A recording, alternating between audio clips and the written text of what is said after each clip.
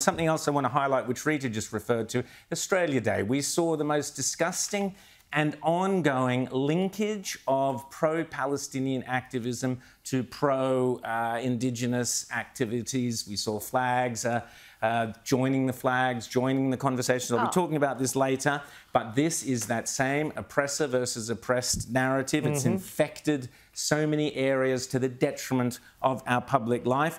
Invasion Day protests, Rita? Yes, and it's been evident from the very first pro-Palestinian, anti-Israeli protests, this linking of their cause with initially it was the Voice and now it's Anti-Australia Day treaty, and it's the same narrative that you've got this colonial power, you've got this oppressor, you've got stolen land, you've got genocide. They use the same buzzwords, always incorrectly, and it's the same narrative, and it is that neo-Marxist the joke is the Jews were there first, not the Palestinians, you morons. But well, anyway, if anything, Israel was a decolonial project against the Ottoman Empire. But the Ottoman Empire apparently was fine. But putting that aside, one last point. Always was, always will be Jewish. Yeah, there you go. One of the things, too, about these Australia protests, I watched footage from them yesterday. They're out there chanting, abolish the state. They're saying things like they literally want to abolish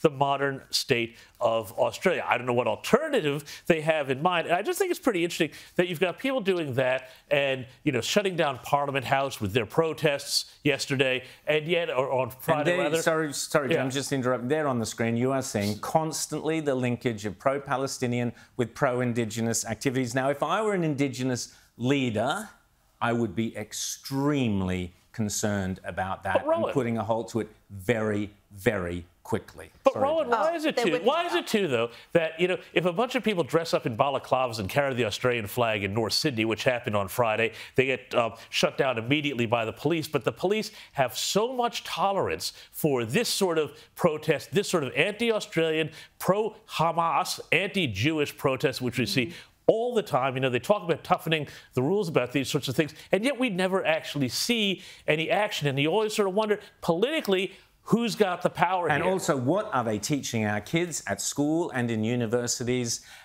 even as young as kindergartens? We learned that there was one kindergarten where they were being taught that Australia was on stolen land and it didn't belong to them. So these poor little toddlers are being told that already they've been disenfranchised from their own country of birth. It is disgusting. It is constant. The narrative is everywhere. Next, just after the ad break, I'm going to talk further about the craziness we've seen during Australia Day, particularly from some sporting organisations, and the hypocrisy there is mind-blowing. But it is everywhere. Like this morning, I landed in Sydney. It was an international flight, and I got a shock because I didn't get welcomed to my own country for once. And it was delightful, in fact. It was delightful.